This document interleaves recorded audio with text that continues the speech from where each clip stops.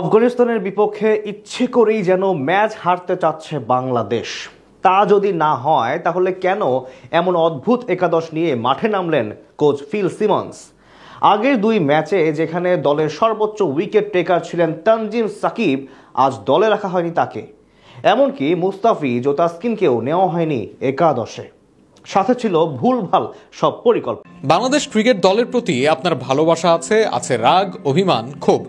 Match হারলে আপনি কষ্ট পান, জিততে আনন্দিত হন, অনেক সময় অনেক ভুলের জন্য অভিমানও হয়। কিন্তু আফগানদের বিপক্ষে সিরিজ হারের পর আপনি অবাক হবেন। ওডিআই ক্রিকেটে এত বাজে ক্রিকেট, এটা কি সত্যি বাংলাদেশ দল?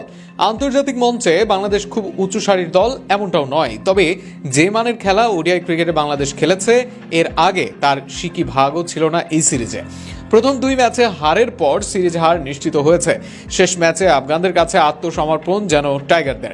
আফগানদের 300 রানের কাছাকাছি টার্গেটে বাংলাদেশের সর্বসাকুল্যে রান গেছে 100-র ঘরে।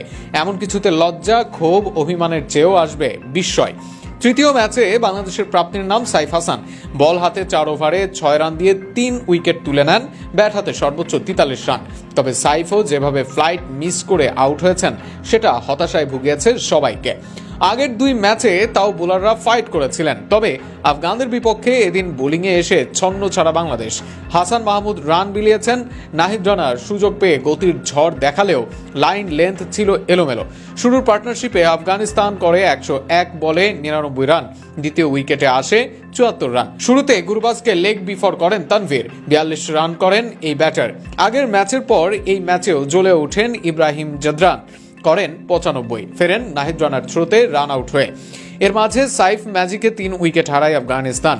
সেখান থেকে ধারণা করা হচ্ছিল কম রানে আটকানো যাবে আফগানদের, তবে শেষ 2 ওভারে 44 রান দিয়ে টার্গেটকে 293-তে ঢেলে দেয় বাংলাদেশের বোলাররা। মিরাজ এসে দেন 25 রান, হাসান